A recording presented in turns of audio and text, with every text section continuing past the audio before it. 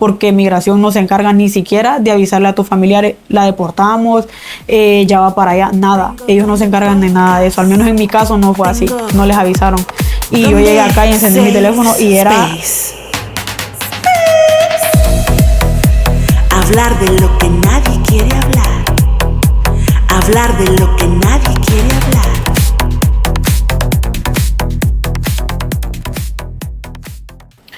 Hola, soy Víctor Grajeda, bienvenidos al podcast Tengo Donde, el Safe Space, donde hablaremos de lo que nadie quiere hablar. Les damos la más cordial bienvenida a este nuevo episodio que tiene un tema muy importante, de mucha relevancia y desde mi punto de vista un tema que ha estado un poco oculto porque nadie quiere hablar de esto, por eso lo vamos a tocar en este espacio.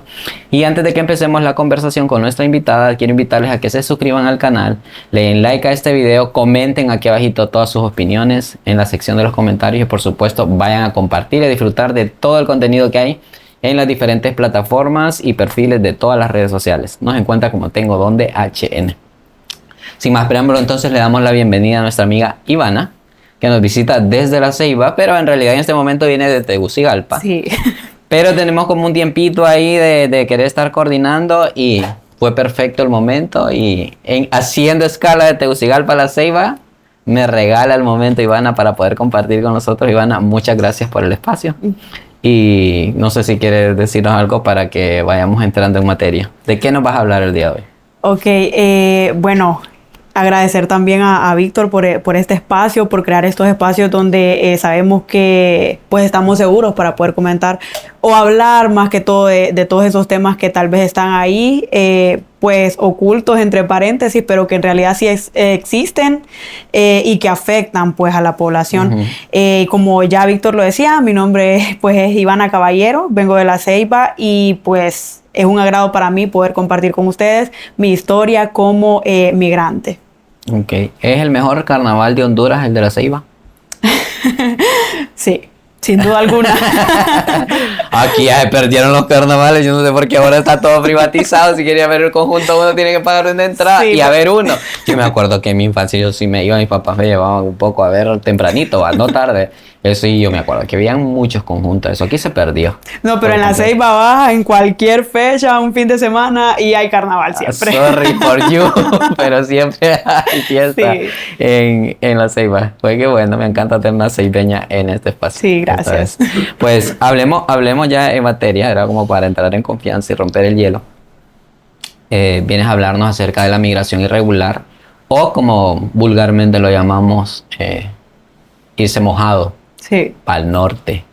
Entonces Ivana viene a compartir con nosotros su vivencia porque Ivana pues en su momento tomó la decisión de migrar para los Estados Unidos y hoy viene a compartirnos su experiencia y desde el punto de vista de la vivencia, porque Ivana, te comento que me gusta que en el espacio, en las entrevistas siempre estén enfocadas hacia la realidad. Porque yo puedo tener a alguien aquí conocedor del tema que me viene a hablar de estadísticas de migración, que me puede hablar de los porcentajes de niños que se van, de las mujeres abusadas que hay en el tramo. Pero al final, alguien me decía, al final esas son estadísticas, solo sumás y sumás. Pero ¿dónde está la respuesta y otra, dónde está el que la vive? Exacto. Entonces hoy le ponemos voz y esa voz va a ser la voz de Ivana. Voy a empezar con la pregunta básica. ¿Por qué decidiste migrar irregularmente? Ok. Para también poner en contexto, yo migré en el 2023. Tenía apenas 22 años. Ahorita tengo 24, ya voy a cumplir 25. Pero en ese entonces tenía 22 años. Con una bebé de 2 años decidí migrar. Para más que todo pues hacer una reunificación familiar se le llama, pero pues encontrarme con el papá de mi niña, ya que él ya había migrado hace 2 años anteriores. ¿Estando en la relación?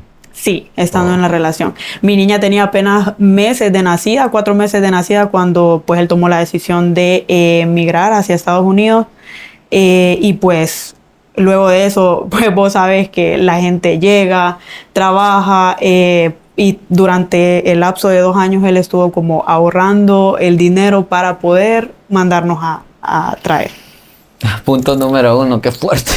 O sea, él no estaba ahorrando para que ustedes estuvieran bien aquí, sino estaba ahorrando para que pudieran la oportunidad. Vamos a utilizar esta palabra porque es raro, porque me parece que es como la manera más informal de decirlo, pero él estaba ahorrando para que ustedes se fueran mojadas para allá. Sí, no era ni para el futuro de la niña, o sea, qué fuerte. Sí, y es que nosotros antes de que él se fuera, porque bueno, yo soy de las personas que siempre tenía como pues la idea o siempre decía, ¿por qué la gente migra? Siempre me lo cuestionaba, que por qué la gente tomaba la decisión de salir del país y siempre me decía a mí misma, yo creo que yo nunca haría eso.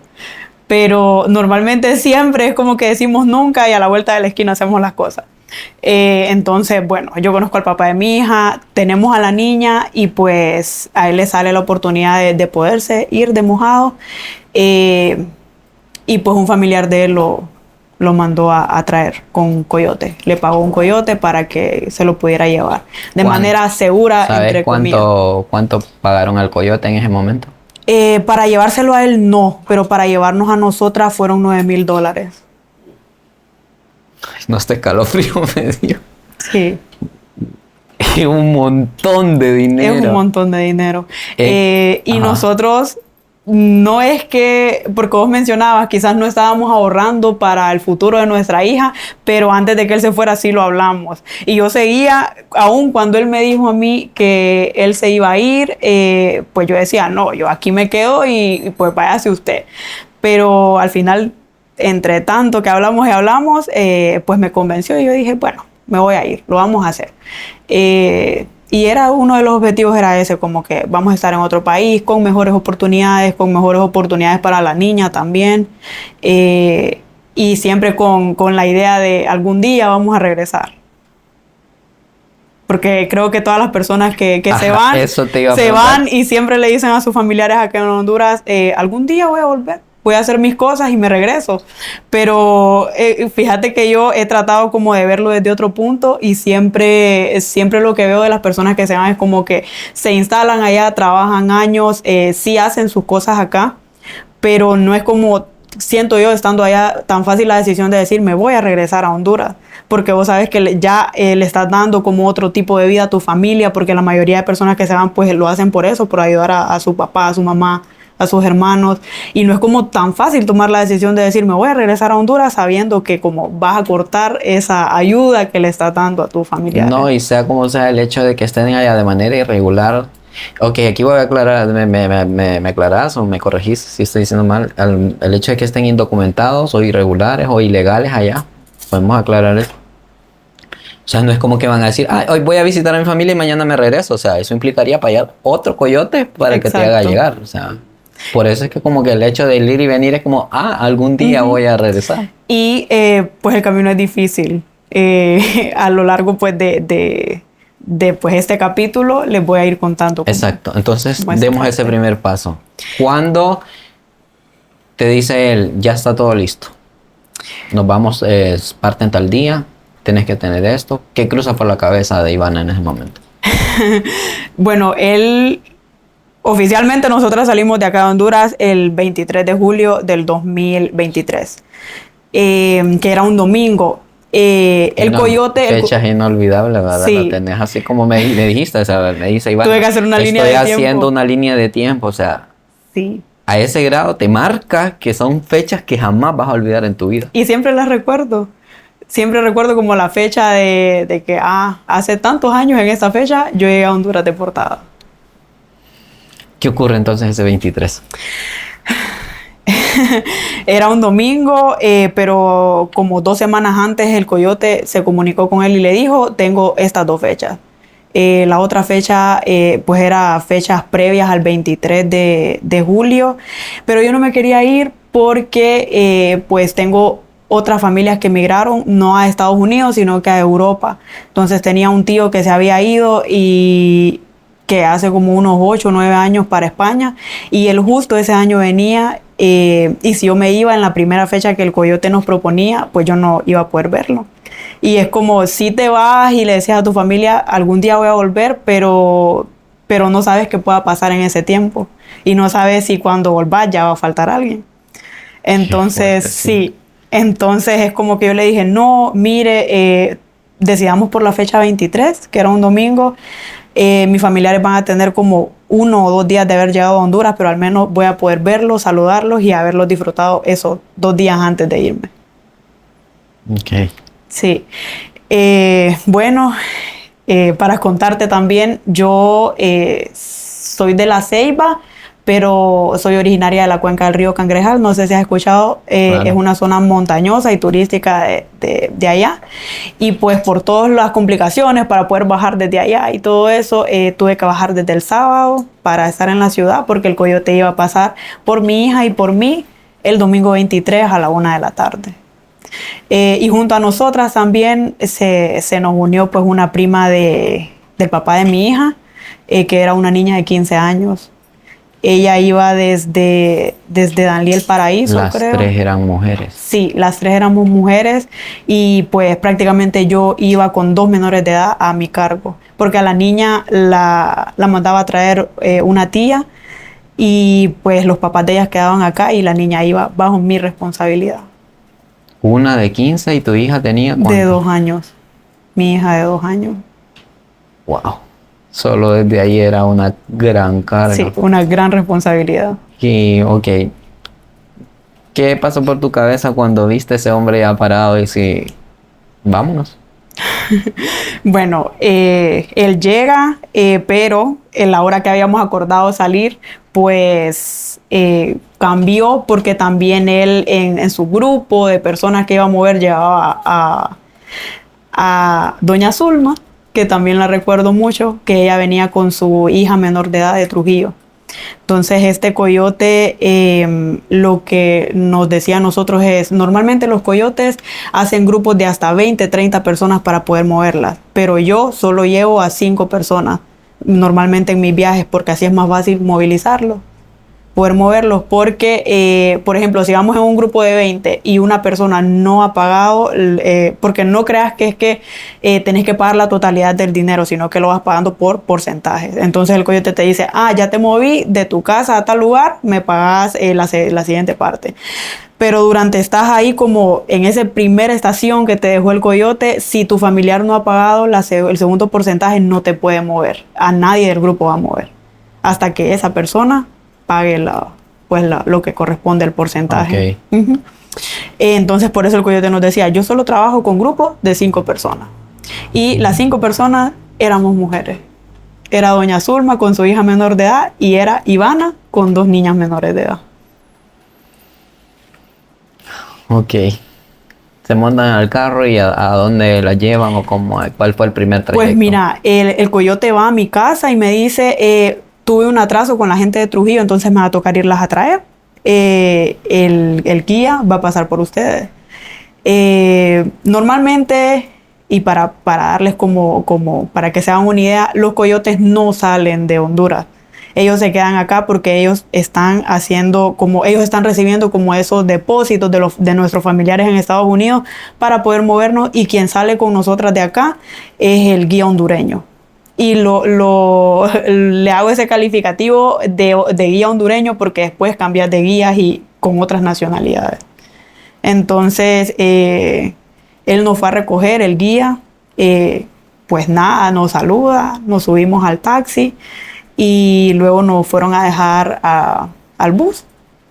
Porque él nos decía, nos vamos a mover de aquí de La Ceiba a San Pedro en bus. Y en San Pedro nos vamos a quedar hospedados en un hotel para que puedan descansar un rato o parte de la noche. Y luego, pues al día siguiente, que pues ya era lunes, vamos a seguir la ruta. Luego de aquí de San Pedro salen ¿para dónde? De acá de San Pedro salimos para la entrada a Copán. Llegamos hasta la entrada a Copán. Y también para mencionarte un poco, pues el guía, yo lo vi el primer día y pues era un chavo, un joven, también de la ciudad de La Ceiba. Y pues a mí antes de salir siempre como que varias personas me decían, pégate al guía, habla con él, platicá, saca la información, pero pégate al guía. Y no creas que me lo decían personas que ya habían vivido la experiencia, sino que me lo decían personas que tal vez algún familiar de ellas había migrado y les daban esa recomendación como no confíes en la policía. Pégate al guía, platica con él, saca la información. Entonces el primer día yo lo dejé, pero al siguiente día cuando íbamos a salir para la entrada a Copán, pues estando justo en Copán, ahí en la entrada, llegamos, desayunamos, porque llegamos bien temprano, salimos a las 5 de la mañana de acá de San Pedro, desayunamos y pues él se fue a sentar con nosotras ahí, estuvimos platicando. Y pues yo, hay personas que tal vez me ven ahora y si yo les digo, ay, fíjate que yo migré hacia los Estados Unidos, a mí no me creen, porque dicen, pero ¿cómo es posible? Yo no creo que vos hayas migrado hacia Estados Unidos y que no sé qué. Pero sí. Entonces, bueno, yo me puse a platicar con él y yo pues tengo mi lado formal en el trabajo, pero sí trato como de ser barrio, ¿me entendés? Así como, voy a usar palabras como maje, como y eso. Entonces él era así, era como un chavo de barrio y pues nos pusimos a platicar, yo traté como de entrar en confianza con él, nos voceábamos y todo de entrada. Y pues yo le pregunté el nombre, me lo dijo, realmente no sé si es el nombre real de él, tampoco pues lo voy a exponer acá. O quizás ellos cambian sus nombres porque por cuestiones de seguridad. Claro. Entonces, pues ahí estando, en ese desayuno en la entrada a Copán, yo le pregunto a él que sí, o sea, que qué va a pasar después. Y me dice, no, mira, me dice, de aquí en la entrada a Copán va a venir un busito a recogerlos. Pero te estoy diciendo que nosotras llegamos a un restaurante en la entrada a Copán, desayunamos, pero las otras personas que estaban dentro del restaurante eran migrantes también, personas que iban a migrar. Entonces es como que, ok, de acá de La Ceiba, dice uno, salimos 5. O sea, que comen en ese mismo restaurante, ¿será que está destinado para eso? Es como el punto de encuentro, creo. Porque yo, bueno, en mi idea, en mi imaginación, yo decía, salimos las 5 de acá y las 5 vamos a llegar a Estados Unidos, decía yo, pero no. A medida de que el viaje va avanzando, te vas encontrando con otros migrantes que también van en esos mismos grupos, porque te voy a contar de que es toda una red. Y eso, aunque uno no lo vea desde ese punto, porque tal vez yo digo, pero yo me estoy yendo voluntariamente porque alguien me está pagando el viaje, pero al final eso es una modalidad de trata de personas. Claro, todo el tiempo, sí. Entonces ellos se mueven por medio de una red y a ellos no les da, por decirlo así, movilizar, por ejemplo, sus carros y eso, sus buses por 5 personas. Entonces, cuando llegamos a Copán fue que yo entendí que no, o sea, nos vamos a seguir encontrando con más migrantes, no a cargo del guía, no a cargo del coyote que me llevó a mí, sino que cada grupo de migrantes iba con otros guías. Entonces, pues bueno, llegaron los busitos, como de esos buses rapiditos, algo así como ese estilo. Nos llegaron a traer. Y pues como yo había entablado una conversación con nuestro guía, con el guía hondureño, él me dijo, mira, me dice, ahorita vamos para el Paraíso Copán, que creo que es como una comunidad, y tenés que entrar por montaña. Entonces, y de ahí me dice O sea que ya desde aquí no te llevan por la carretera normal, por montaña. Por montaña, porque pues recordar que ahí iban menores de edad sola. Por ejemplo, la niña que yo llevaba, la prima del papá de mi hija, ella iba sin sus Claro, sin no tenía padres. Ningún respaldo legal para salir del país. Exacto. Entonces, a ellos no les conviene como estarnos moviendo por las aduanas para entrar a otros países, sino que entramos pues como rodeando, le llaman ellos, cuando vos evadís. Los famosos puntos ciegos son esos. Entonces te vas como por rutas que son como totalmente baldías, pues como carreteras clandestinas, digamos. Entonces, pues llegaron los busitos, todo el mundo empezó a subir a los buses, pero antes de eso él me dijo, dame las maletas, porque yo llevaba una mochila con mis cosas y una mochila con las cosas de mi hija. Y no creas que es que llevábamos un montón de ropa, sino que a mí me dijeron solo tres mudadas, le llamamos, cada quien, y eso es todo. Ahí ven cómo si el viaje se tarda, ¿qué? 15, O sea, 20 3 días. blusas, 3 pantalones Y eso era zapatos, todo. un par de zapatos. Solo el par de zapatos con el que ibas, Oh. porque entre más cosas metías, más carga ibas a llevar en tu mochila. Entonces, para mí, lo más importante era como llevar los insumos de mi hija, como pañales, leche, cosas así, cosas que yo sabía que sí iba a necesitar, suero, porque me dijeron, el suero te lo tenés que ir tomando cuando ya vayas como por la mitad de México, porque tenés que ir bien hidratada, tomar suficiente agua, todo eso. Ok, Sí. cruzaste el paraíso en carretera clandestina. Ajá, Ajá. carreteras clandestinas, iban varios buses. Y ahí pues, va adentro supongo, para Guatemala. sí, Guatemala lo cruzamos. Bueno, llegamos al paraíso y llegamos a las famosas bodegas. Bodegas le llaman como a esas casas que tienen pues las personas como toda esta red para meter a los migrantes y hacer pausas, digamos, de quizás días, horas, pero en este caso fue una pausa como de unas cuantas horas. Entonces... o sea, como esperando la señal, la luz verde para poder avanzar. Exacto, porque, bueno, a medida que vaya pasando la historia yo te voy a ir como detallando algunas cosas, pero es como que sí, ellos tienen que esperar como la luz verde para que, hey, ahorita ya pueden salir. Entonces llegamos a una casa de habitación, no estaba amueblada, era como una casa que estaba vacía por dentro, solo habían colchonetas y cuestiones así. Y bueno, llegamos, estábamos todos ahí los migrantes, hasta los que no iban como dentro del grupo de nosotros. ¿Cuántos más o menos eran? Éramos como 40 o más, creo. Bastante. Éramos Y todos esos se bastante. encontraron ahí en el restaurante que me comentaste. Sí, para todos irse. estaban ahí ya porque son personas de diferentes puntos del país. No todos veníamos como de la zona norte, venía gente como del occidente, del sur, de Tegucigalpa, de diferentes lugares. Entonces ahí te vas encontrando como gente de todas esas naciones, de todos estos diferentes sitios. Y pues ahí vas como platicando con la gente y ya te cuentan quién me está mandando a llevar, por qué estoy decidiendo migrar. Y eso.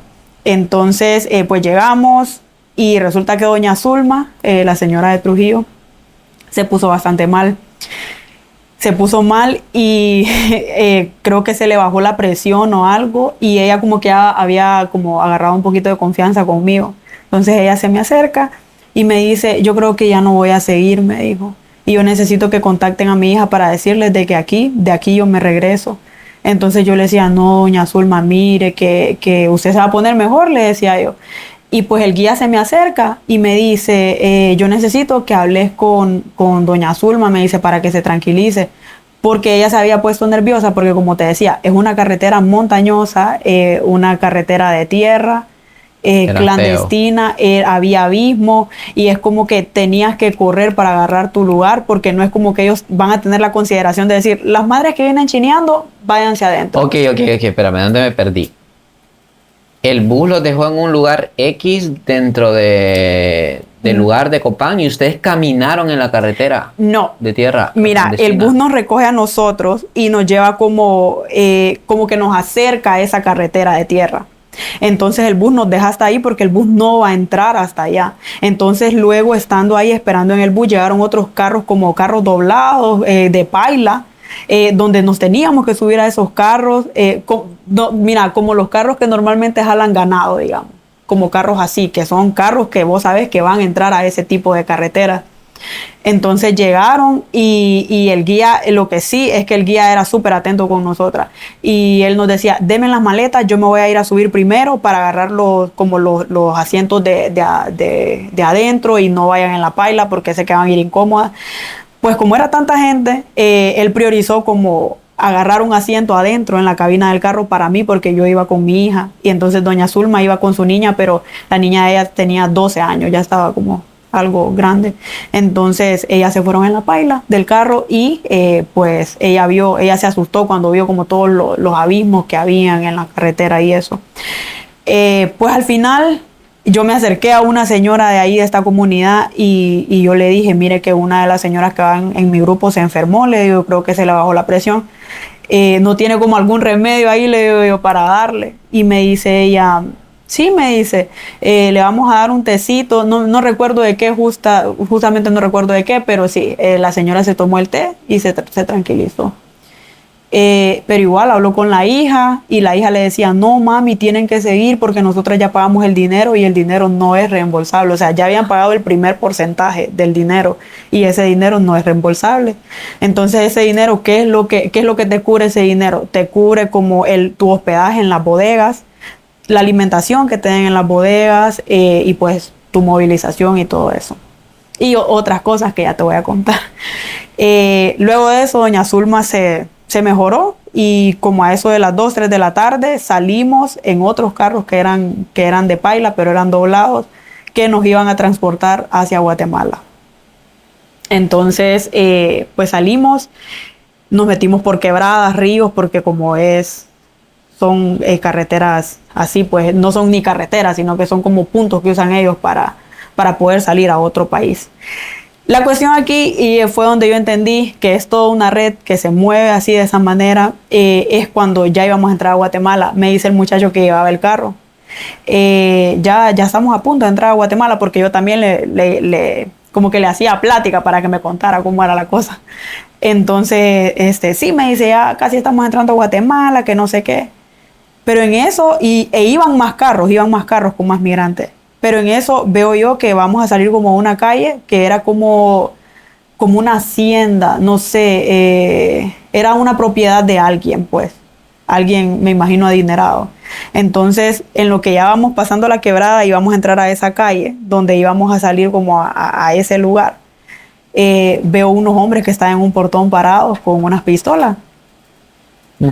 Y justo cuando lleguemos a pasar por ahí, mi impresión fue como que me asusté, pero yo no dije nada porque realmente a quien con ese momento tenía más confianza era con mi guía, que era como el más cercano a mí, y no lo tenía ahí a la par como para preguntarle, pero ¿por qué? ¿Qué es eso? Que por qué nos están esperando. Pero no, el carro avanzó y el muchacho que iba conduciendo solo sacó su mano y le entregó algo. Entonces era dinero. Es como la mordida, le llaman eso. Ellos el pago para que nos dejen pasar por su propiedad. Eso ya dentro de tierras guatemaltecas. Wow. Entonces es como que tenés que ir pagando para que te dejen pasar. Porque si no, no te van a dejar pasar y vas a tener problemas. Luego, ¿qué ocurre en Guatemala? Ok, en Guatemala nos encontramos con otro guía que era guatemalteco. El guía hondureño todavía hasta ahí, iba con nosotras y pues nos estaba esperando en un carro. Pues en una camioneta llegamos, nos subimos las 5 que íbamos con el coyote que nos llevaba y se sube el guía. Empezamos a avanzar, íbamos platicando, escuchando música, compramos comida porque no habíamos comido. Bueno, el guía nos compró comida rápida porque no habíamos comido y nos encontramos a un retén de la policía guatemalteca. Entonces lo detienen al muchacho. Cuando él baja el vidrio, le dice la policía, baje los otros vidrios del carro, vamos a hacer un registro. Entonces el muchacho solo lo volteó a ver y le dijo, llevo H, le dijo. Entonces le dijo el policía, ¿qué es eso? Le dijo, llevo hondureños, le dijo. Entonces ya después le dijo que se bajara del carro. Entonces él se bajó y se puso a platicar. Entonces yo sí me pongo nerviosa, pero... No estoy o sea, somos H. Sí, llevo H, le dijo él. Que eso significa llevo hondureño. Entonces yo sí me puse nerviosa, pero como que trataba de disimular ese nerviosismo. Nosotros nos quedamos todos en el carro con el guía y el muchacho guatemalteco se baja a hablar con el policía. Entonces le digo yo al guía, ¿y qué está pasando? Le digo, ¿será que nos van a dejar aquí? Me dice, no te preocupes, me dice, ya todo eso está arreglado. Me dijo, pero así, él con una tranquilidad. Fuerte. A todo esto, llevábamos todo el mundo, pues se miraba la cantidad de personas. Solo para darte como una idea, ahí no te cobran como, te vamos a cobrar tantos quetzales por dejarte pasar. O sea, es por cabeza, ellos así le llaman. Te voy a cobrar tanto por cabeza. Entonces... como ganado. Sí, así. Como que fueran paquetes de droga, digamos. También. Bueno, entonces... A todo esto es como que al guía hondureño el coyote le da una cantidad de dinero porque él tiene que ir cubriendo nuestros gastos, pero al guía guatemalteco también le dan una cantidad de dinero para que él vaya pagando todos estos retenes. Entonces él hizo el pago y seguimos. La cosa es que, y pues nosotros lo deducimos de esa manera, que los retenes se avisan para que más retenes adelante se vayan poniendo y entonces les dan las características del carro. Un carro con esas características lleva migrantes, como para aprovecharse de la situación. Entonces, después de encontrarnos con ese retén, pasamos otro retén, pero ese retén estaba reportado. Entonces, cuando el guía hondureño vio el retén, le dijo al guía guatemalteco, pucha, loco, le dijo, ya nos va a tocar pagar otra vez.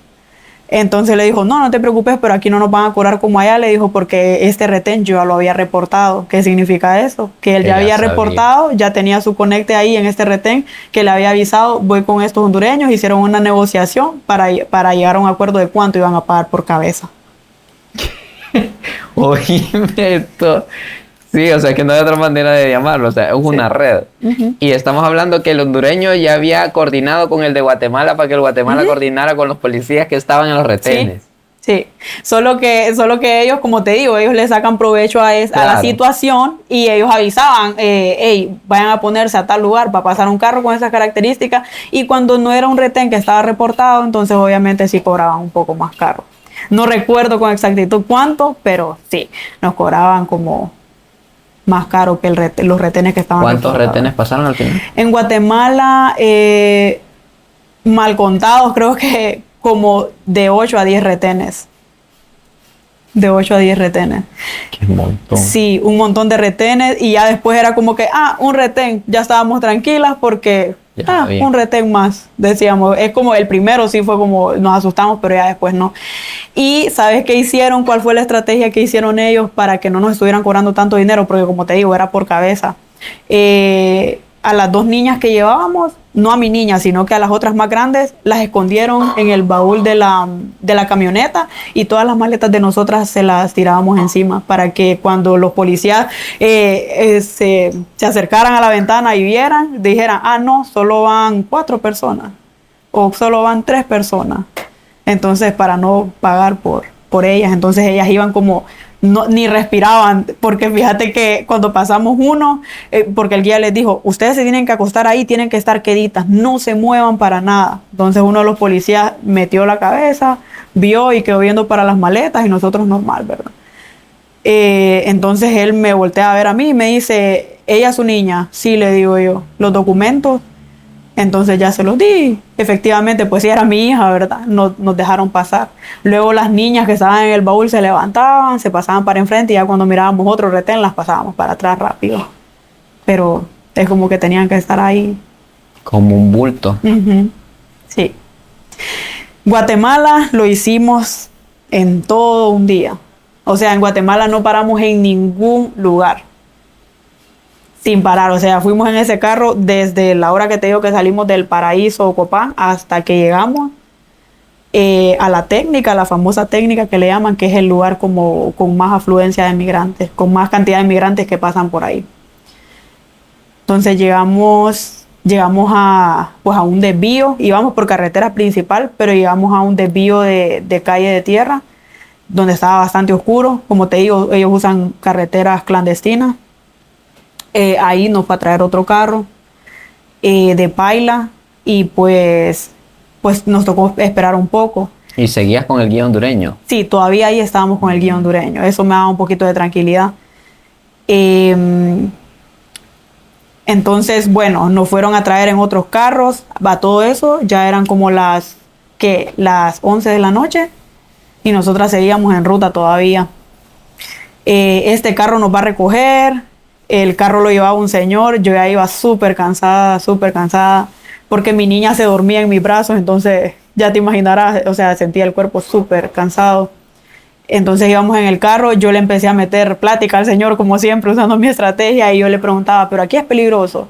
Y él me decía, no, él, aquí normal, pero íbamos como de noche, ya tarde de la noche. Solo recuerdo que me quedé dormido un rato y luego me volví a despertar, porque no es como ahí yo no me podía dormir porque llevaba 2 menores a mi cargo. Eso te iba a decir, no vas ni siquiera con la tranquilidad de que te puedes dormir, porque te podía pasar algo a todos los que llevabas a tu responsabilidad, y podía pasar lo peor, ¿no? porque Sí. no conoces a las personas que van. Exacto. Entonces no tenía la tranquilidad de decir, ay, voy a descansar un rato. No. Entonces iba ahí como despierta, pendiente de la otra niña menor de edad, pendiente de mi hija. Y pues avanzamos, llegamos a la técnica. Ya todo el mundo estaba cansado. La hija de doña Zulma le decía, mami, dígale al guía que nos quedemos durmiendo aquí en algún lugar. Yo ya estoy cansada, le decía, y todo el mundo se estaba quejando, pero yo le pregunto al guía, ¿y no hay posibilidades de que nos quedemos? No, me dice, tenemos que avanzar porque yo ya le avisé al cártel que nos va a recibir en México a qué hora vamos a llegar. Entonces cuando él me dice el cártel que nos va a Casual. recibir, cuando él me dice el Casual. cártel que nos va a recibir en México, yo, o sea, se me enchinó la piel. Y entonces yo le dije, pero un cártel, ¿por qué? Le digo. Y me dice, es que nos tenemos que mover con ellos, me dice, porque si nosotros los evadimos a ellos, pues nos matan.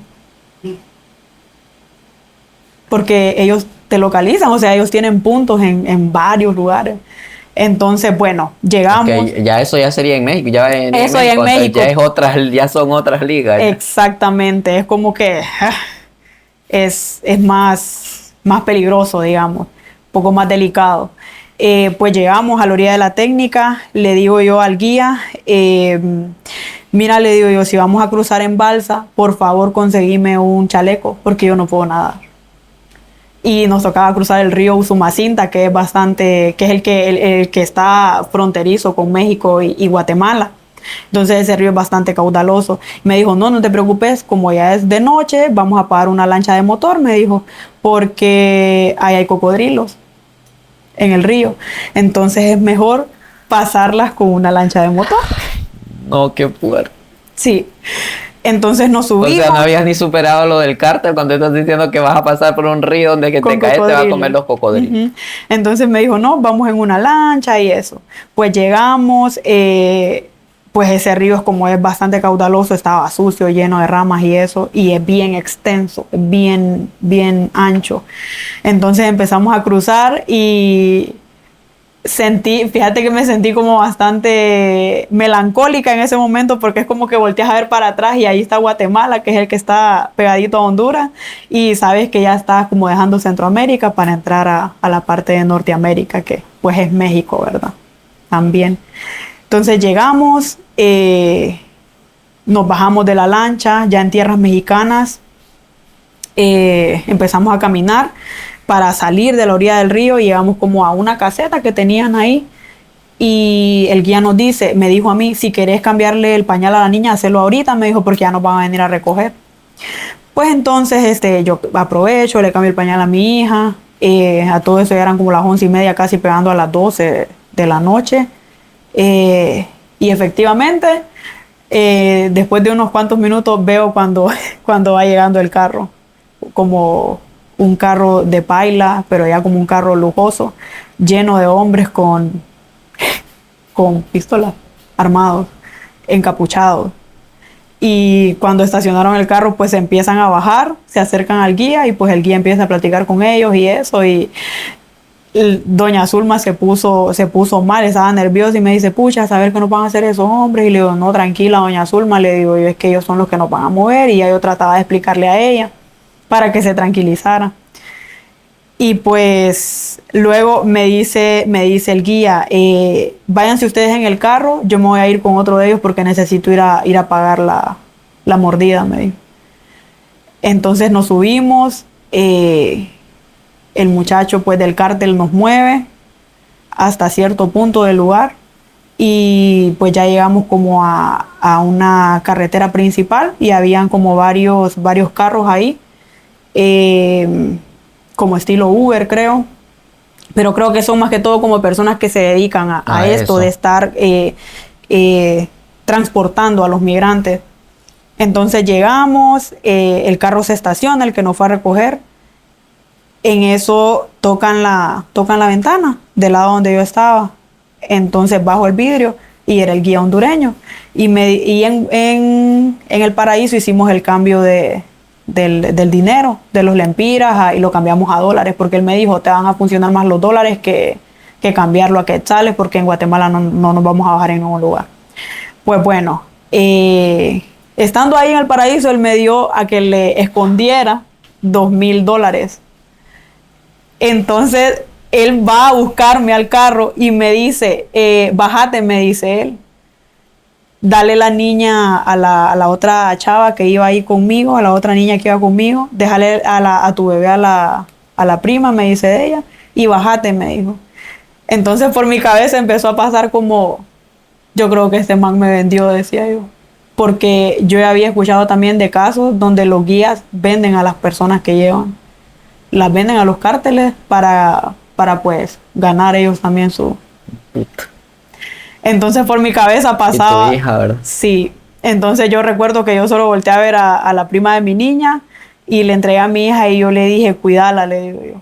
Pero porque ahí no tenés para dónde hacerte. Fuerte. O sea, ahí no puedes decir como, no voy a ir. Y yo no sabía. No le quiero dar mi hija. Exacto. Ay, no.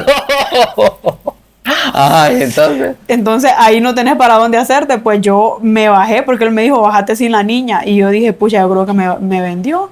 Y por mi cabeza pasaba un montón de cosas.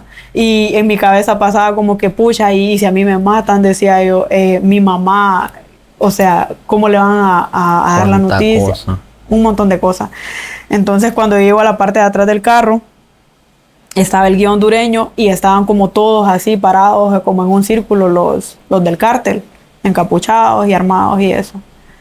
Entonces me dice, me voltea a ver él y me dice, el dinero que te di, me dice los $2,000.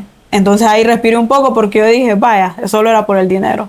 Entonces se lo entrego y me dijo, es que con eso vamos a pagar la pasada de ahorita, me dijo. Ah, ok. Sí, pero fue como uno de mis primeros sustos, de tantos. Se lo entrego y él no me dice nada. Entonces yo dije, puchica, yo creo que sí me vendió, decía yo siempre en mi mente. Pero no, ya después me dijo, anda a subirte otra vez al carro, ya nos vamos a ir. En eso llegaron los otros vehículos, nos subimos, tuvimos que cambiar a otro carro. Y estos eran como personas que o sea, eran varios carros, pero ellos iban monitoreándose por radio. Entonces es como difícilmente yo iba a poder entender como en qué lugar estábamos o lo que iban diciendo porque no se entendía. O sea, yo lo escuchaba como el ruido del ruido, pero no. Y pues nos movimos y íbamos con dirección a Villahermosa. Íbamos para Villahermosa, llegamos, pero no directamente a Villahermosa, sino que llegamos como a una montaña, pero entramos normal, había como una galera. Y cuando llegamos ahí, mi sorpresa es que había una multitud de gente, pero una multitud de gente exagerado. O sea, una galera. Sí, pero era una galera súper grande. Y podías ver una cantidad de personas exagerada, menores de edad, bebés, mujeres con sus hijos, hombres, cualquier cantidad de personas. Y yo le pregunto al guía, ¿y estas personas? Me dice, son migrantes también, me dijo. Ellos van para Estados Unidos. Entonces, pues llegamos, nos dicen que hagamos una fila porque iban a hacer la distribución de otros carros que nos iban a llevar, sí, a la ciudad de Villahermosa, como tal. Entonces hacemos la fila y pues lo que andaban haciendo las personas encargadas de distribuir a los grupos de los coyotes es como preguntando la famosa clave que dicen. Porque sí, ellos como que se mueven con estas coordenadas de que, cada coyote tiene una clave y el grupo que lleva ese coyote tiene que conocer la clave para que lo puedan mover. ¿Podemos decir cuál era tu clave? Es el nombre del coyote. Ah. Sí, es el nombre del coyote, pero a todo esto pues llegamos a ese lugar que te comento y yo no supe la clave porque pues ahí estaba el guía hondureño y él dio la clave. Él era el que sabía. Sí, entonces, pero él tampoco nos socializa la clave a nosotros, no nos dice como que, hey, ustedes tienen que conocer esa clave por si en algún punto se las preguntan. Bueno, entonces nos montamos al carro, a todo esto eran como las 3 de la mañana creo y salimos hacia Villahermosa. En este carro solo íbamos pues las personas de las 5 mujeres que íbamos y pues el guía. Llegamos a Villahermosa y me dice el guía hondureño, aquí nos vamos a quedar esta noche en una bodega, me dijo, esperando a que el guía mexicano las venga a recoger. Lo que sí me dijo él, te tengo que decir, es que de aquí para allá yo ya no sigo con ustedes. Entonces le digo yo, ¿cómo? ¿Pero por qué? Y me dice él, sí, me dice, yo ya no puedo seguir con ustedes porque pues cobran por mi cabeza también, me dijo. Y ya de aquí para allá, ustedes ya van directo, o sea, van con el mismo guía que yo las entregué ahorita, el mexicano, con ese guía van a llegar hasta Monterrey, que es donde ahí las van a entregar con otras personas que las van a cruzar. Entonces, bueno, digo yo, puchica, entonces ya no va a seguir él con nosotros y él se queda hasta aquí. Nos quedamos esa noche ahí, llegamos, él muy atento nos fue a comprar café y cosas así, porque en México el horario de comida es diferente. Ellos desayunan como a las 10 de la mañana o más tarde, y el almuerzo es hasta como a las 2, 3 de la tarde.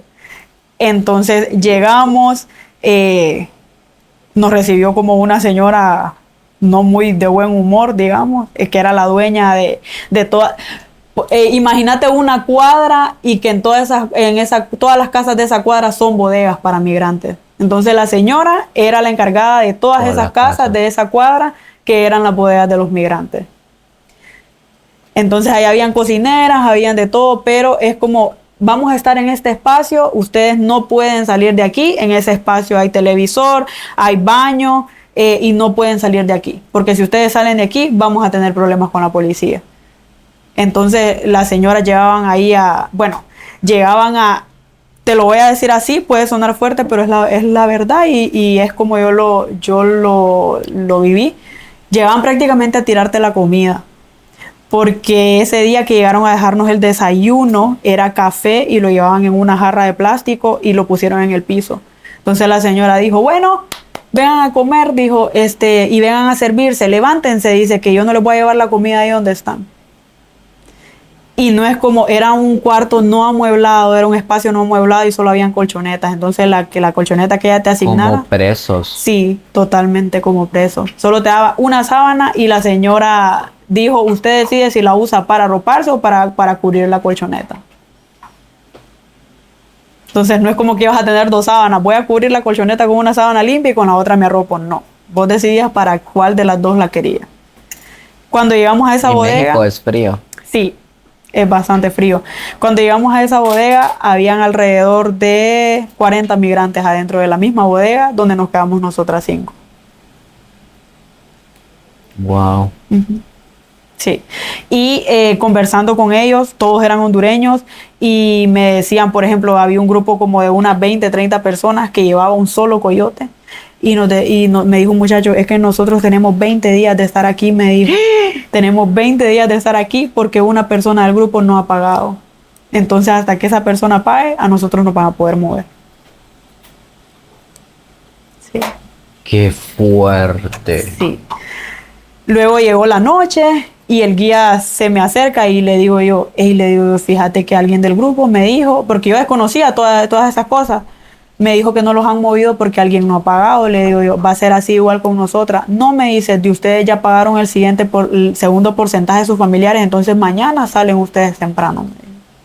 Y sí, efectivamente, en la noche llegó el guía a presentarse, el que iba a llevar el carro donde íbamos a ir nosotras con otros migrantes, y llegó como, digamos, el jefe de toda esta red que moviliza, o el dueño, digamos, de todos estos vehículos que movilizan a los migrantes ya dentro de México. Entonces llegó el jefe y llegó el guía mexicano que iba a ir con nosotras. Entonces el jefe, este señor, se me acerca a mí y me dice, cualquier incomodidad, me dice, con el guía, le avisa a su coyote y él me lo va a hacer saber a mí. Entonces mi sorpresa es que al día siguiente nos van a recoger, sí, como a las 7 de la mañana, salimos de la bodega y nos meten a un carro, a una camioneta, con todas las comodidades, la verdad, no me quejo por eso. En la camioneta íbamos unas 12 personas, todos hondureños también. Pero mi sorpresa es que no era solo ese carro, iban como 40 carros con migrantes, todos en línea. Y el jefe dueño de como esta empresa, digamos, de tráfico de personas, iba enfrente sin ningún migrante. ¿Y por qué él iba enfrente? Porque él les iba reportando si había algún retén, si nos teníamos que regresar, cualquier cosa. Wow. Sí. Salimos de Villahermosa, empezamos a conocer al guía mexicano, empezamos a charlar. En el carro iban otras mamás con sus niños, pero también iban otros menores de edad solos. Así como yo llevaba la prima del papá de mi niña, pues iban otros menores solos también, que iban con otros coyotes. Saliendo de Villahermosa, entramos como a una carretera que sí era carretera principal, pero no había como empresas o casas, ¿me entendés? Era como una carretera. Bien Sí. que debe estar construida para eso, ¿va? Ujú. Fíjate que creo que esa era una carretera principal, pero es como cuando venís de Tegucigalpa, que esas partes que son No, solas. claro, pero con toda la cantidad de dinero que maneja, ¿vos crees que no van a crear esos espacios solo para... Podría ser. Pero bueno, vamos y de repente yo solo sentimos que el guía mexicano acelera, pero acelera súper rápido, súper rápido. Entonces yo decía, pero ¿por qué vamos tan rápido? O sea, a la velocidad que íbamos bien. A ratito escuchamos las sirenas que vienen atrás. La policía de migración mexicana nos iban persiguiendo. Y literal como película iban huyendo Sí, a velocidad. así. Y él iba, es como que iba pidiendo la pasada a los carros para que lo dejaran pasar. Y imagino que los carros, ya más o menos las personas de los otros carros ya sabían que quizás él llevaba migrantes ahí. Entonces le daban la pasada y él seguía súper, súper rápido. Pero ellos están como bien preparados como para todas estas situaciones que se les presenten, porque de repente yo solo vi que la patrulla sí quedó bastante atrás, la perdimos, pero él dobló de un solo, se metió como a una calle, a un desvío de tierra, así, y metió el carro ahí y lo estacionó como en una casa que había ahí. Entonces después empezamos a ver donde venían todos los carros con los otros migrantes entrando ahí también. Entonces todos empezaron a entrar y ahí nos hicieron desayuno. Que esa persona de esa casa era una persona que está contratada por ellos para, me imagino, atender los migrantes cuando llegamos. Entonces esa persona nos hizo desayuno, comimos. Yes. ¿Cuál es el momento más difícil que viviste en México? El momento más difícil que viví en México. Te digo en México porque avanzamos todo eso, pero no me has contado Sí. algo que te haya marcado aparte del susto de lo del cártel cuando llegaste allá. Bueno, aparte de esa patrulla que nos correteó, esa patrulla de migración, nos corretearon muchas más patrullas de migración. Pero algo que me marcó bastante fue cuando llegamos a Monterrey. Estuvimos en una bodega, llegamos como a las 11 de la mañana, estuvimos en una bodega en Monterrey unas cuantas horas.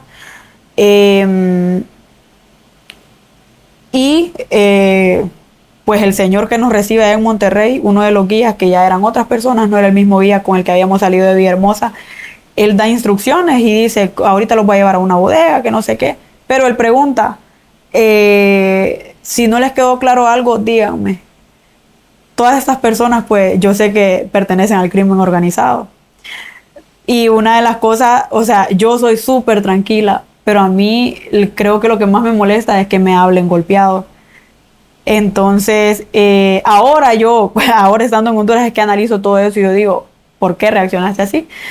Pero él pregunta que si tenemos alguna duda, entonces yo le pregunto de que si esa noche nos iban a cruzar. Y él me contestó de mala gana. Me dijo, ¿y no estás escuchando las instrucciones y que no sé qué? Entonces yo me molesté, entonces yo le contesté mal también. Y le dije que si yo le estaba preguntando era porque él nos había dado el espacio para que le hiciéramos preguntas, pero le respondí feo, entonces él solo me quedó viendo mal. Después de eso nos fueron a dejar a una bodega y pues creo que esa es como la parte más fea que me tocó. Nos van a traer en unos carros, como ya te estás acercando a frontera, pues obviamente es como un poco más difícil porque pues los migrantes que llevan son como en carros de paila, entonces metían a los migrantes como unos acostados encima de otros en la paila del carro y les ponían un toldo encima. Entonces yo ya había entendido la vibra, como dicen, ya le había agarrado el hilo al asunto, entonces yo dije, tengo que correr como para agarrar la cabina de los carros porque si no me va a tocar ir acostada en la paila del carro. Entonces sí, o sea, corrí logré agarrar la cabina, iba con la niña, iba el conductor, el que me había hablado feo, iba yo con mi hija y iba otra muchacha con otros 2 niños en la parte de enfrente. Y en la parte de atrás pues iban un montón de migrantes más. Y en la paila iba lleno de migrantes. Entonces a todo eso éramos un grupo como de 54 migrantes en total. Entonces nos acercan al... 54 migrantes en un carro. No, en un carro no, en diferentes carros. Pero en total el grupo éramos de 54 personas. Entonces llegamos ahí, llegamos a otra carretera clandestina, donde ya para ahí pues sí nos iban a acercar al río.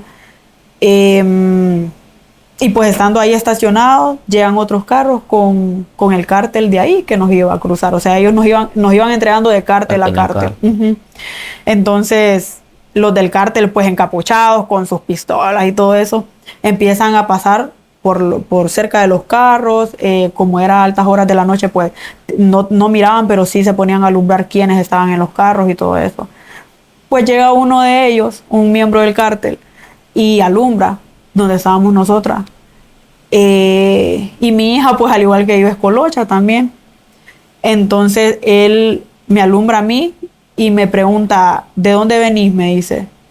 Entonces le digo, de Honduras. Ah, ya, me dijo. Qué bonito los chinos de tu hija, porque en México al pelo colocho le dicen pelo chino. Entonces, pues él como que quería entablar una conversación conmigo, pero yo era bastante cortante. Luego él se fue y regresó. Y cuando él regresó me volvió a alumbrar y me dice, aquí te traje, me dijo, y me entregó una Coca-Cola.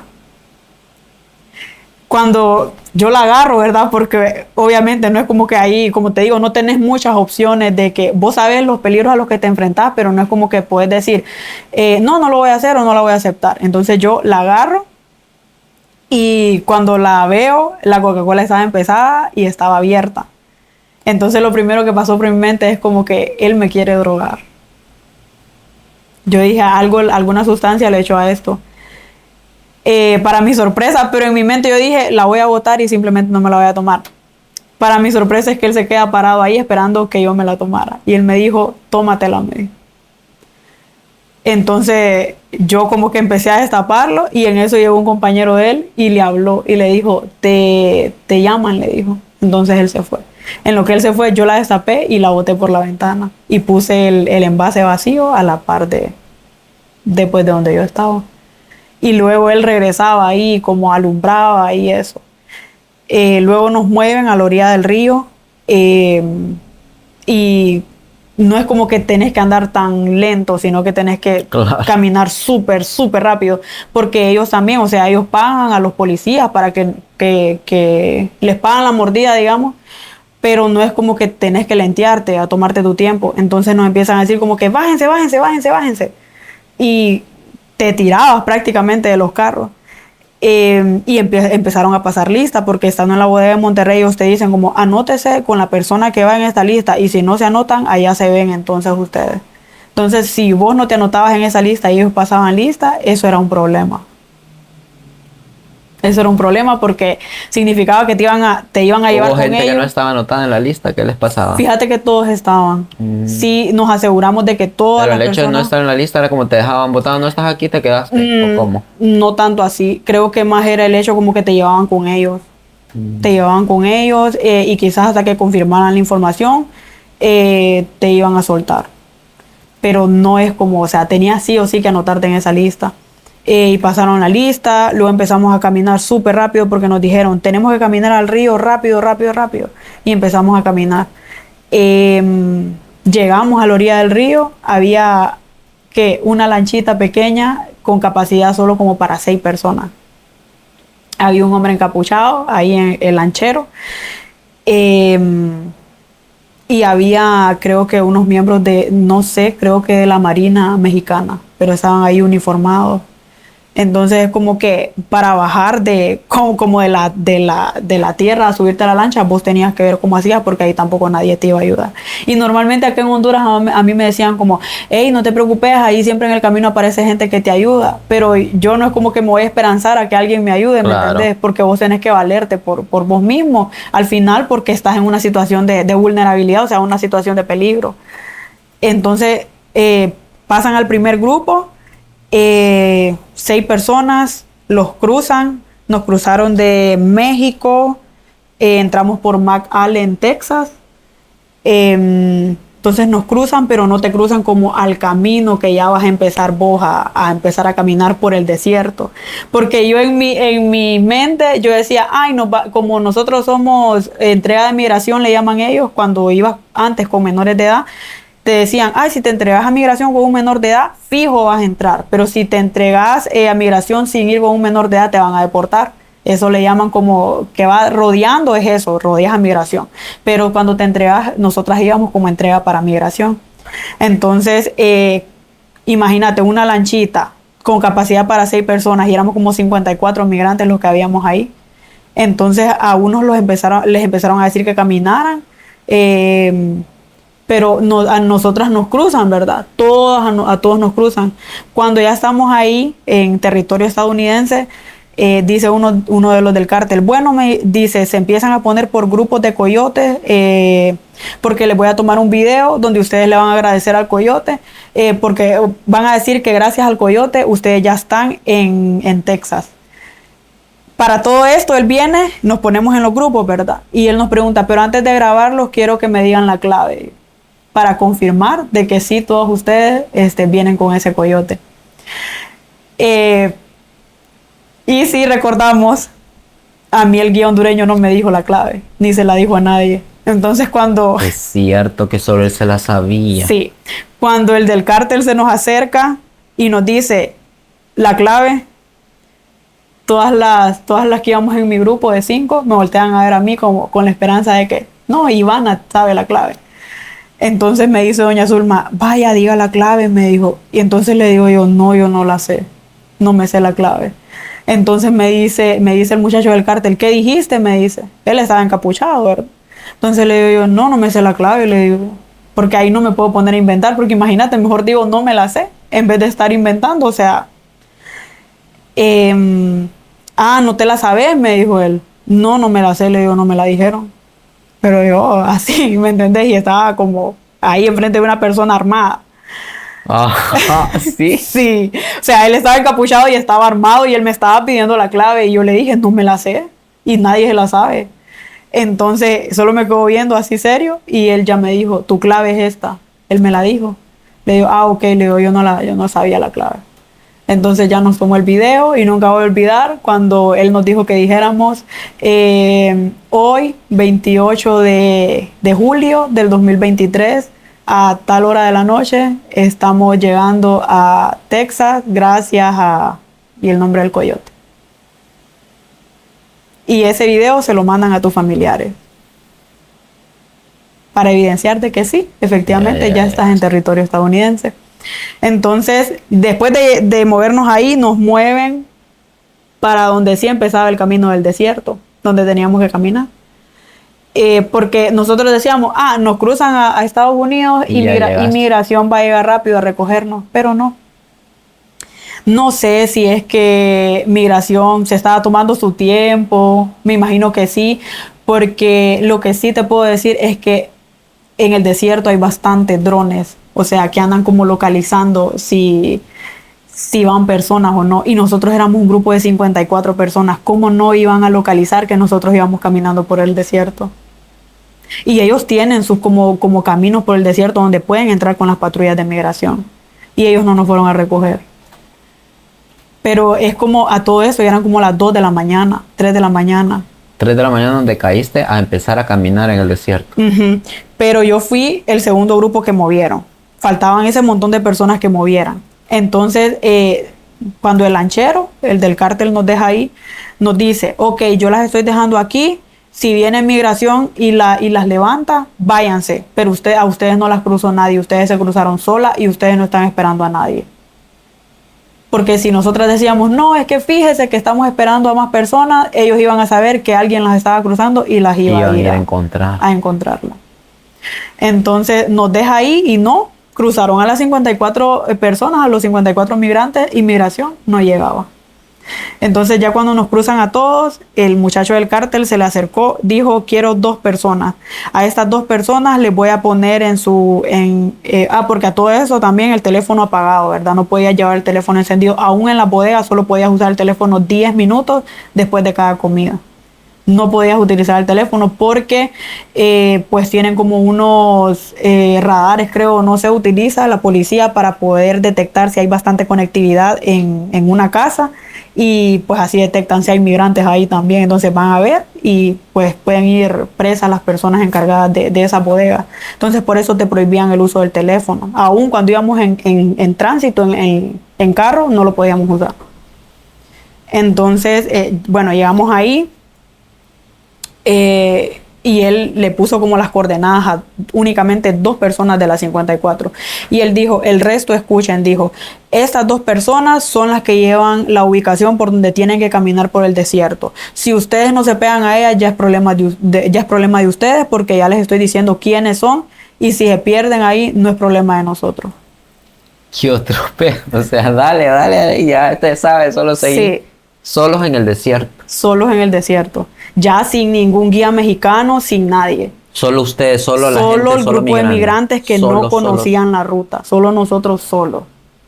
¿Cuánto tiempo caminaron? ¿Cuánto calculas que fue? Aproximadamente 40 minutos a 1 hora por el desierto, caminando a un paso súper rápido, porque créeme que cuando llegas al desierto lo que querés es salir de ahí, porque escuchas ruidos de animales, te preguntas en qué momento me voy a encontrar a alguien que no sea parte de migración, pero más bien me secuestre, o en qué momento te vas a encontrar como a un animal que te ataque, o no sé, por mi mente pasaban muchas cosas. Entonces empezamos a caminar por las coordenadas donde nos habían dicho, para decirte que al final el grupo se dividió en 2. Entonces a una de las personas que le dieron las coordenadas iba con un grupo y la otra iba con otro grupo. ¿Y iban con coordenadas diferentes? No, eran las mismas. Lo que pasa es que hubo un grupo que se quedó atrás, y como te digo, ahí nadie espera a nadie. Ahí es sálvese quien pueda. Entonces... ¿Y ibas en el grupo de enfrente o en el que se quedó? No, iba en el grupo de enfrente, pero lo que sí, o sea, lo que daba un poquito de tranquilidad era que el grupo que había quedado atrás había quedado con una de las muchachas que le dieron las coordenadas. Y en el grupo que iba yo, al muchacho que le dieron las coordenadas era uno de los menores de edad que iba en el mismo carro que yo iba durante toda la trayectoria por México. Entonces ahí te encontrás de todo, alacranes, es arenoso realmente. Ajá, eso te iba a preguntar, ¿cómo describirías? Porque a mí se me viene desierto y me imagino algo lleno de arena y tal vez un par de cactus, te voy a decir, como Sí. Looney Tunes. Fíjate que sí hay vegetación, pero es como vegetación muerta, todo seco, hay cactus, hay escorpiones, te puedes encontrar serpientes también venenosas. Y algo que me llamó mucho la atención es que sí, o sea, efectivamente te encontrás ropa o artículos de los migrantes que han pasado por ahí. Yo llevaba un foco en mi mochila. Eso porque te tocó de noche, ¿verdad? De madrugada. Sí, y a mí me dijeron lleva un foco por si te toca caminar de noche y ya tenés con qué alumbrar. Pero en Monterrey yo había dejado todas mis cosas, las dejé botadas en Monterrey, porque a medida que vas avanzando, ellos le dicen a medida que vas subiendo, le dicen ellos. Entonces a medida que vos vas subiendo, vos tenés que ir botando tus cosas, porque el camino ya se va poniendo difícil, entonces te tenés que ir despejando de todas esas cosas. Yo únicamente llevaba una mochila con 2 pañales para cambiarle a mi hija y un pepe y un bote de suero. Y en nuestro camino para poder llegar, acercarnos ahí al río, recuerdo que pasamos comprando unos galones de agua, que ahí fue la última correteada que nos dio la patrulla de inmigración mexicana. Pero bueno, compramos unos galones con agua, y yo lo que hice es que agarré uno de los galones y lo amarré a mi mochila. Y esa era toda mi mochila y mi hija. Entonces íbamos caminando y yo me limitaba solo a alumbrar únicamente por donde yo me iba a parar. A mí no me interesaba qué había a los extremos, porque yo decía, puedo alumbrar algún cuerpo de un migrante que está muerto, puedo alumbrar algún animal, y yo no quería, o sea, yo lo que quería era oscuridad completa. Una oscuridad total. Una oscuridad total. Entonces íbamos alumbrando como todo eso. Habían como bajadas súper profundas también. Y recuerdo que yo no podía bajar porque Iba con mi hija y era arena. Entonces, cuando vos te paras en la arena, Listo. los pies se te hunden. Entonces, todo el mundo bajaba, pero corrían. O sea, la gente iba, no era caminando, íbamos prácticamente trotando. Entonces, la gente bajaba y se tiraba de un solo con sus niños y yo con mi niña cargada. Y recuerdo que en ese grupo sí iban como 2 personas que eran salvadoreñas. Entonces, yo no podía bajar con mi niña y yo me quedé atrás. Entonces una muchacha de El Salvador se regresó y me dijo, yo la voy a ayudar, me dijo. Ella se regresó a ayudarme, me agarró la niña y yo pude bajar. Entonces más adelante nos encontramos también como con portones, pero portones súper altos.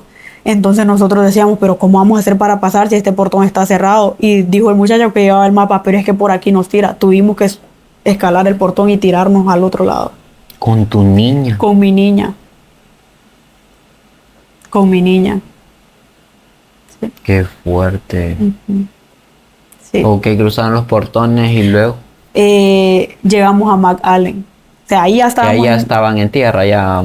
más civilizados. Sí, que era ya como más, habían más casas, ya estabas como, ya no estaba ya en el desierto, sino que estaba ya donde habían más habitantes. Entonces ahí nos tranquilizamos un poco porque dijimos, quizás aquí ya no nos puede pasar nada, solo vamos a esperar a migración. Nos sentamos a descansar y los perros de las casas nos ladraban y todo. Y nosotros decíamos, bueno, al final ya estamos aquí, lo que queremos es que migración nos levante y que nos lleven. Y normalmente aquí en Honduras la gente te dice como una vez llegas a migración, ya todo tranquilo. Para mí, estar en migración fue lo más difícil de todo ese camino. Llegar a migración. Pues migración llegó como 20 minutos después de haber llegado. O sea, nosotros si queríamos nos podíamos escapar y ni cuentas iban a dar. Yo creo, ¿verdad? No sé. Pero llega migración, recuerdo. Ellos son bastante sigilosos. No llegaron haciendo bulla ni nada. Nosotros fue que empezamos a caminar ya por el caserío después de haber descansado. Empezamos a caminar todo ese grupo de 54 migrantes. Entonces, cuando levantamos la vista, solo vimos las sirenas encendidas. El carro estaba justo enfrente de nosotros y nosotros no lo habíamos visto. O sea, ellos llegaron de una manera tan sutil, tan así, o sea... Sorpresiva. Ajá, silenciosamente llegaron ahí. ¿Y solo... cómo es cuando ya los apresan o cómo? Mira, llegamos, ellos nos dicen, hagan una sola línea. Empezamos a caminar en línea, nos llevaron como a un solar que estaba baldío, que estaba solo. Era a la par de un cementerio, recuerdo. Y sí, nos pusieron en círculo y el oficial de migración nos dijo, las familias para este lado y los menores que vienen solos para este lado. La familia significaba las madres o los padres que iban con sus menores de edad. Nos pusieron a un lado y los menores que iban sin sus padres para otro lado. Entonces ahí ya te despojan de tus cosas. La mochila que yo llevaba me la quitaron, me la botaron. La sábana de mi hija también me la quitaron y me la botaron. Te quitan los cordones de los zapatos, te quitan tu teléfono, pero sí te dan como una bolsita donde vos los objetos de valor los metes en esa bolsita. Le ponen como tu nombre y pues esa te la entregan hasta después, cuando ya salís de allá. Pero, o sea, en todo ese proceso donde te toman tus datos y todo, estuvimos creo que como hora y media parados ahí, porque no te puedes sentar. O sea, no es el hecho de que, estamos aquí esperando que vengan a tomarme los datos, entonces me voy a sentar. O sea, estás en un solar baldío. Y ellos no te dejan que te sentes porque te dicen, levántate. Y tienes que estar parado. O sea, ya cansada de que había venido a cruzar sí. el desierto y todo. Y bueno, después de todo eso, que ya nos toman el registro, ellos escanean tus identidades. Y las personas que ya habían migrado anteriormente, ellos les decían, usted ya había estado acá con nosotros, ¿verdad? Porque ellos ya tienen un registro de esa orden de deportación. Ellos han de tener mejor conocimiento que la misma base de datos del registro aquí. Sí, entonces luego llegó un bus súper grande, como éramos un montón, como estilo de esos buses directos. Ajá. Dentro del bus hay como rejas. Hay rejas, entonces en la primera sección del bus dejaron a los menores de edad que iban solos. Y en la parte de atrás del bus nos colocaron a todos los que íbamos con menores de edad. Y cerraron la reja. Desde ahí empieza el infierno. Desde ahí empezó el infierno, porque uno de los castigos que usan ellos, castigos entre comillas, para que vos no vuelvas a entrar, es el frío. Entonces, por dentro el bus era súper helado, súper helado. El bus era todo helado, menos donde iba el chofer y los oficiales de migración. Ahí era en un ambiente cálido, pero donde nosotras íbamos era súper helado. Entonces, del tránsito de donde a nosotras nos levantaron al centro de detención, yo creo que avanzamos como aproximadamente 2 horas aguantando frío. Llegó el punto donde mi hija iba con su suéter, pero yo me tuve que quitar mi suéter para poder dárselo a mi hija. Y cuando ya llegamos al centro de detención nos dicen de que nos levantemos, que ya llegamos. O sea, yo no pude ni dormir. Yo sentía mis extremidades, yo sentía súper duro. O sea, sentía que no podía ni mover mis piernas de lo helado. Ya había escuchado eso yo del tema del frío. O sea, y yo recuerdo que yo tal vez no podía dormir tampoco porque el frío me despertaba. Mi hija estaba durmiendo, pero yo no podía dormir porque el frío me despertaba. Y yo lo que sí recuerdo bastante es que cuando yo me lograba dormir tal vez algunos minutos y me despertaba, yo me despertaba como quejándome del frío. O sea, es como no, ni sé cómo explicarte, es un sufrimiento, la verdad es como que esté sufriendo un dolor, sí. Es horrible. Entonces nos bajan al centro de detención. Llegamos, nos dicen cómo es como todo, que nos van a meter por celdas y en cada celda van a haber grupos de personas y todo eso. Nos llevan con un doctor para que te revise. En aquel momento pues estaba como todavía lo del COVID, entonces te hacían pruebas de COVID y todo eso. Entonces nos meten ahí a la celda y después de varias horas te dan sí comida, pero no sé si habías escuchado que normalmente en migración te dan como unas burritas, o sea, son tortillas de fábrica, tortillas de harina de fábrica y tienen un montón de lechuga, un montón de tomate y solo como unos pequeños pedacitos de carne. Eso es tu comida, los 3 tiempos. Solo lo que cambia en la mañana es que en vez de jugo te dan leche. Eso es tu comida y si quieres puedes agarrar manzana. Pero nos dieron, esa era nuestra comida, que yo como era mi primer comida ahí en migración, yo la sentí tan rica porque tenía mucha hambre. Y mi hija pues ya ocupaba cambio de pamper y ellos nos dicen como si sus hijos ocupan que les cambien el pamper o ocupan algún pepe, pues nos dicen. Pero es como que el mismo personal que está ahí también, o sea, el trato es feo. Es feo. A mí me han dicho que en otros centros de detención el trato es diferente, pero al menos en el que a mí me tocó, sí era un trato como bastante grosero.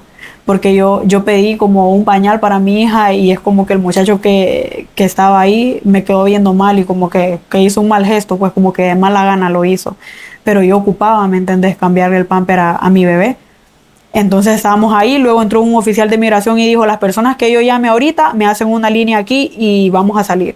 Entonces él empieza a llamar, entre esas personas estaba yo, me puse en la fila y empezamos a salir. Pero lo que me llamó la atención es que no lo llaman a todos. O sea, de ese centro de detención las únicas que salimos fueron mi hija y yo, de las 5 que llevaba el coyote. Doña Zulma y su hija quedaron en ese centro de detención y a los menores de edad los llevan a otro centro de detención donde no estábamos nosotras. O sea, la niña que iba conmigo se quedó sola. Quedó en otro centro de detención sola y luego nos llevaron a nosotros al que nos correspondía. Entonces empezamos a salir y aunque acá en Honduras te digan como si vas con menores, sí o sí vas a pasar. No. Entre más va avanzando, vas entrando o vas subiendo, vos te vas cuestionando, ¿será que me van a deportar? Entonces es como que yo veo que empezamos a salir algunas, pero no todas. Entonces yo digo, pucha, creo que nos van a deportar. Pues bueno, salimos, nos llevaron a otro centro de detención, igual aguantando frío, en las mismas pésimas condiciones, y nos mueven. Llegamos allá, otra vez, la revisión médica. Para decirte que llegamos en la mañana a ese centro de detención y era tan exagerado la cantidad de personas que nosotros pudimos ir a nuestras celdas hasta las 8 de la noche. Todo un día esperando para que te registraran. O sea, vos no podías, aunque a mí me hayan registrado, yo no podía moverme a mi celda hasta que los oficiales de migración me lo indicaran. Entonces está sentado en una banca incómodo, esperando a que te manden a tu celda para que puedas descansar. Wow. Sí. ¿Y faltó como más después de eso o después hubo un momento donde ya viste vos cerca el hecho de que te soltaron y ya? Ok, nosotras estuvimos una semana presas en migración. En condiciones pésimas, pésimas en el sentido de que seguíamos aguantando frío. Te ponen en celdas, en la celda donde yo estaba solo había mujeres con niños, y lo único que te dan para que no son sábanas que te dan, no sé si has visto como, es como parecido al papel aluminio, como de ese color, pero es como Sí. plástico, no recuerdo cómo le llaman, pero es como algo térmico. Térmico, sí. Ajá. Entonces te dan eso, vos lo desdoblas, es como un triangulito así chiquito, vos lo desdoblas y ya te sirve para arroparte. La primera noche, pues yo obviamente no tenía conocimiento de cómo pues usar eso. Entonces yo abrí, sí, extendí pues el cuadrito ese, nos arropamos con mi hija, solo te dan una colchoneta, te tiras al piso a dormir. Y de tanto era lo helado y el aire que entraba, porque tienen tubos que pasan por la parte de arriba y cada tubo tiene como un orificio en cada celda para que entre el aire helado. Era tan fuerte ese aire helado que, o sea, ese papel que te dan para que te arropes te lo levanta. O sea, te levanta y estás aguantando frío horrible. Mi primera noche ahí fue súper horrible. Al día siguiente, una muchacha me dijo, no, me dice, es que agarre 3 y los coloca como, me enseñó como una manera para que quizás no aguantáramos tanto frío. Pero la comida era la que ya te mencioné, los 3 tiempos. Es una tortura porque las luces siempre se mantienen encendidas. Hay cámaras en la celda, en las 4 esquinas de la celda hay cámaras. Dentro de la celda hay baños también, pero es como que las puertas son bastante reducidas como para ellos garantizar de que nadie se está quedando en el baño durmiendo para no aguantar el frío que hace afuera. Entonces te tienen como bien vigilado, y que es horrible. No te dan ningún tipo de información, porque a mí me dijeron, no, ellos se van a acercar a vos y te van a preguntar y que no sé qué, personas que ya habían migrado anteriormente, pero no, durante toda esa semana solo se acercaron a mí, como al 6º día, para preguntarme, para hacerme unas preguntas. Pero desde ahí yo dije, a mí me van a deportar, porque las preguntas del oficial de migración fueron, ¿cuánto tiempo pensaba quedarse en Estados Unidos? ¿Y por qué venía hacia los Estados Unidos? Eso fue todo lo que me preguntó. Entonces, desde el momento que las preguntas te las hacen en tiempo pasado, vos decís, nos van a deportar. Pero siempre está la esperanza como que, hey, puede ser de que no, que sí pasemos. ¿Cuándo te dicen que ellas? Es que ellos no te dicen. ¿Y cómo es el proceso bueno, pero cuando ya sabes que o te deportan o te dejan? Mira. ¿Cómo pasó eso? ¿Cómo es que te das cuenta? Yo estaba con otras personas y habían 2 personas dentro de ese grupo que estábamos en esa celda que ya las habían deportado anteriormente con niños. Entonces, en la madrugada un día llega un oficial y dice, párense, ya en una línea aquí por la puerta. Entonces una señora se le acerca y le pregunta que por qué nos iban a sacar. Porque él nos dijo, hagan una línea que van a tomar su vuelo, dijo él. Entonces ella le preguntó que para dónde nos llevaba ese vuelo. Él solo como que se rió de una manera burlona y dijo, ahí lo vas a ver cuando aterrice. Que ahí nos íbamos a dar cuenta cuando aterrizáramos a dónde habíamos aterrizado, si en Estados Unidos o en Honduras. Ellos no te dan ningún tipo de información. Parece. Sí. O sea, solo estabas existiendo, pero no sabías dónde. Exacto. Entonces nos hacemos la fila y estás con esa incertidumbre. ¿Será que sí voy para mi dirección que di? Porque sí te piden la dirección, para dónde vas, quién te va a recibir y todo. Pero eso no garantiza que ya pasaste. Entonces nos movieron, nos llevaron a otra sala, nos sientan y nos empiezan a dar unas bolsas de color café, como con comida adentro, y las empiezan a repartir. Y una señora que estaba a mi lado me tocó. Entonces yo la volteo a ver y yo veo que tiene los ojos que ya llorosos y que ya se le habían salido algunas lágrimas. Entonces ella me dijo, nos van a deportarme. Entonces yo me quedé así como en shock y le digo yo, ¿pero por qué? Le digo yo, ¿por qué dice que nos van a deportar? Porque a mí ya me habían deportado una vez, me dijo ella. Y así es cuando lo van a deportar a uno. esta bolsita con comida se la dan para que usted vaya comiendo en el avión. Ahí yo supe que sí, que nos iban a deportar. Pero siempre dentro de mí había la esperanza de que no, quizás no. Y bueno, después nos movieron al aeropuerto, que es un aeropuerto que ellos usan únicamente para los aviones que salen con personas migrantes retornadas. Nos fueron a dejar al aeropuerto, tuvimos que esperar bastante tiempo dentro del bus, congelándonos del frío antes de que nos bajaran. Subimos al avión, sin teléfono, sin nada. Yo venía afónica, con los labios reventados, con mucha tos. Mi hija también venía bastante enferma. Y eso que dentro de migración, aunque estés enfermo, si vos vas a pedir una pastilla porque estás enfermo, ellos no te creen. Ellos te dicen que estás fingiendo para poder quedarte ahí. Puta. Sí. Para ellos todo lo que vos hagas o te pase allá adentro es que vos estás fingiendo. Con todo esto que viviste, ¿qué sentiste cuando ya estabas en Honduras? Si te soy honesta, si te soy honesta, cuando ya nos dijeron por el audio del avión que ajustáramos nuestros cinturones porque ya en unos pocos minutos iba a empezar el descenso, que ya íbamos a aterrizar aquí en Honduras, me sentí alegre por una parte, porque sabía que iba a poder compartir más tiempo con mi familia que acababa de regresar de España. Porque lo que sí te puedo decir es que mi viaje solo duró exactamente una semana. Y te puedo decir que soy privilegiada. Sí, te estoy escuchando y es cierto, fue como muy fluido. Ajá. No hubo.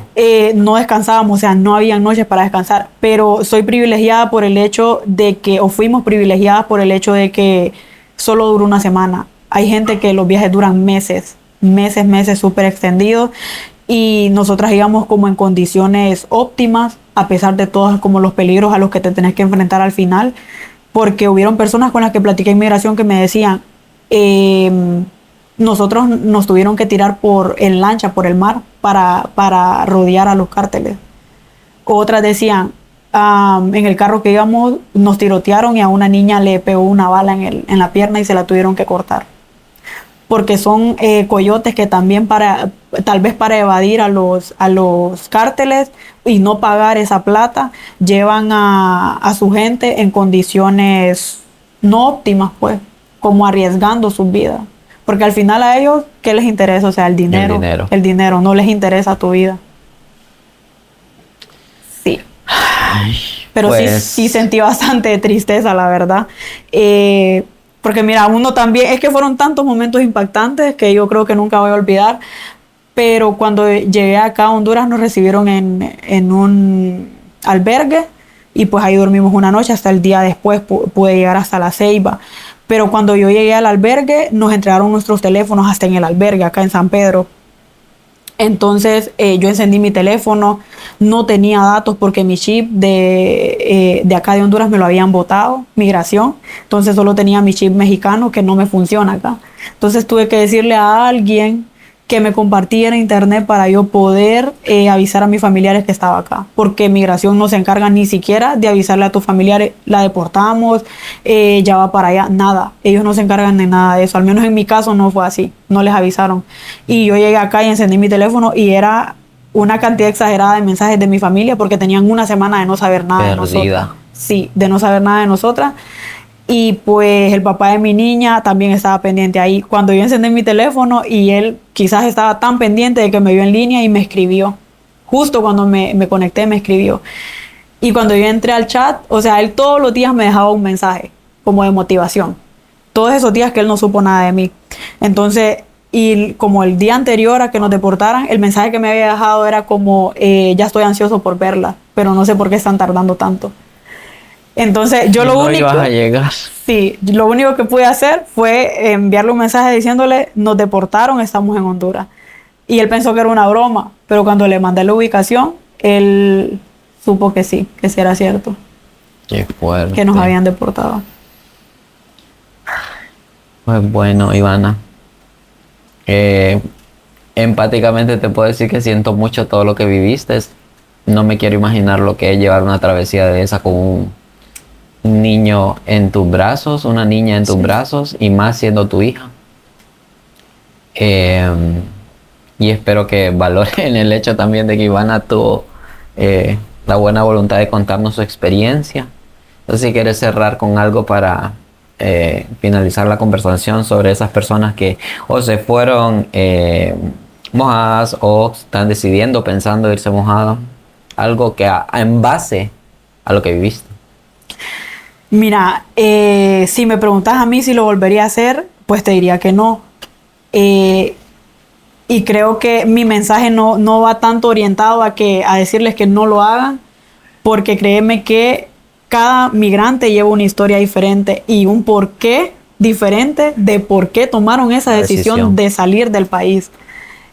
Entonces, es como bien difícil decirle a alguien no lo hagas, porque mira que yo viví esto.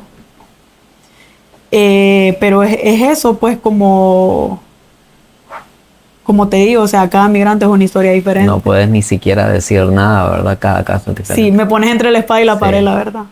Sí, son situaciones difíciles a las que te enfrentas en el camino, pero cada quien sabe su motivo, su realidad también.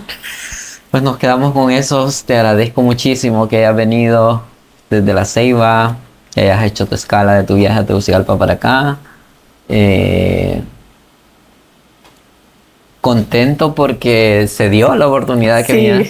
Y era un tema que a mí me importaba muchísimo poder tocar y creo que va a ser importante que lo conozcamos y sacar a la luz estos temas que la gente simple y sencillamente se queda en una conversación de familia. Así que muchas gracias. Que estés bien. Te voy a abrazar porque yo soy de abrazo a que estés.